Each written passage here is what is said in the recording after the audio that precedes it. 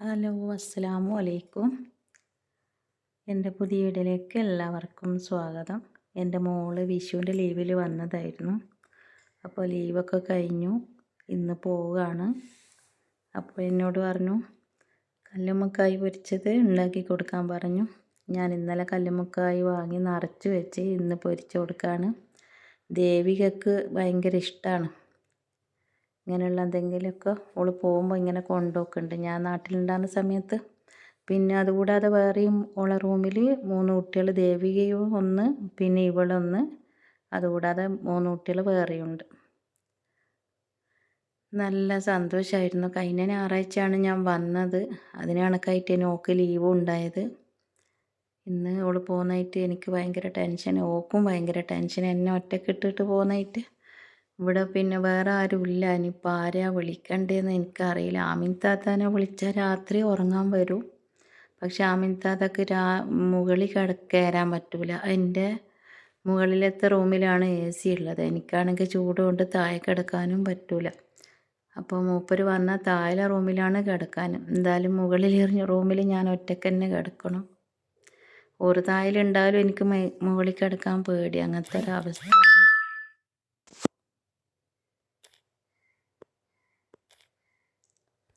ഇനിയിപ്പോൾ എന്നാലും ഞാൻ ഒറ്റയ്ക്ക് തന്നെയാണ്. മോളിപ്പോൾ പഠിപ്പ് 2 ആഴ്ച കൊണ്ട് കഴിയും. എന്നാലും എന്തെങ്കിലും ജോലിയായിട്ട് കിട്ടുവാണെങ്കിൽ അങ്ങ് പോകുമല്ലോ.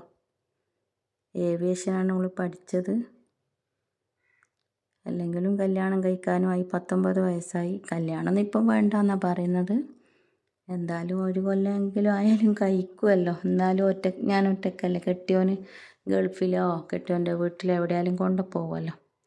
അപ്പോൾ ഇങ്ങനെയൊക്കെ നിന്ന് ശീലം വേണമല്ലോ ഇപ്പോഴേ.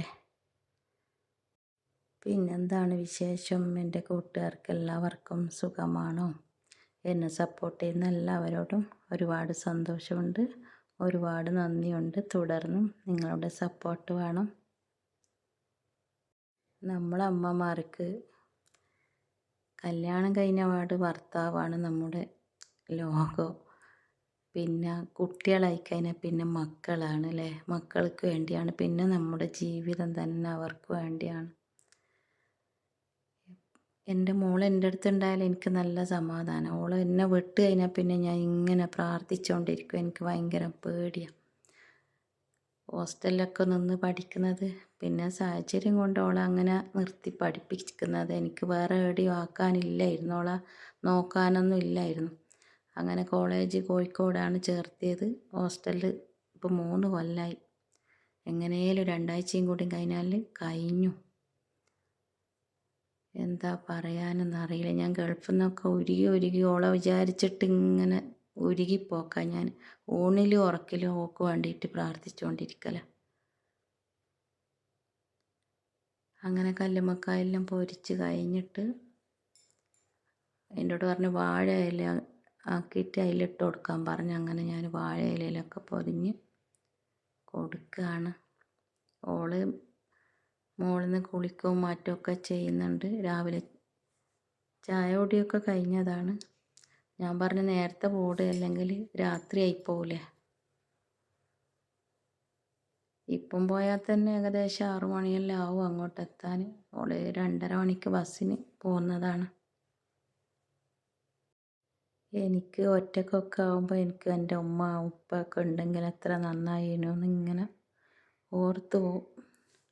ഉമ്മ മരിച്ചിട്ട് 1 കൊല്ലമേ ആയിട്ടുള്ളൂ. അതിന് മുമ്പൊക്കെ ഞാൻ എപ്പം വരുമ്പോൾ എൻ്റെ ഉമ്മ കൂടെ ഉണ്ടാവും.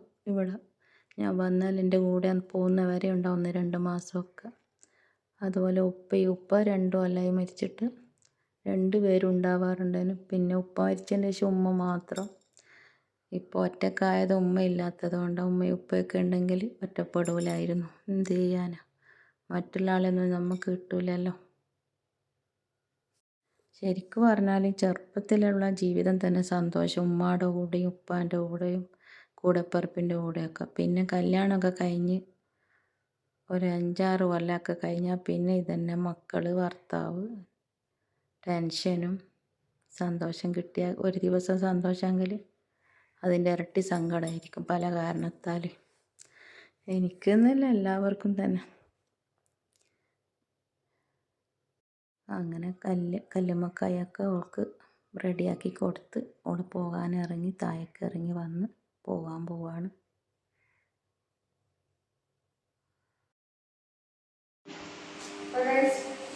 Bye bye.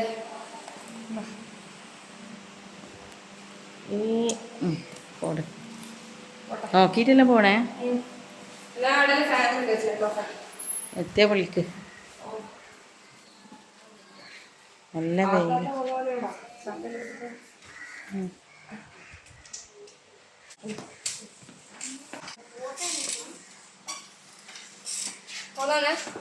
ആ പോടോളെ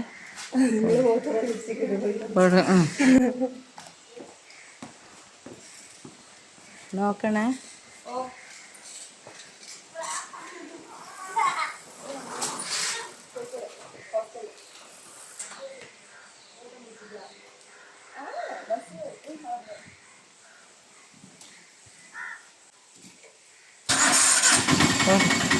മോനെ ആ പോട് മോളെ.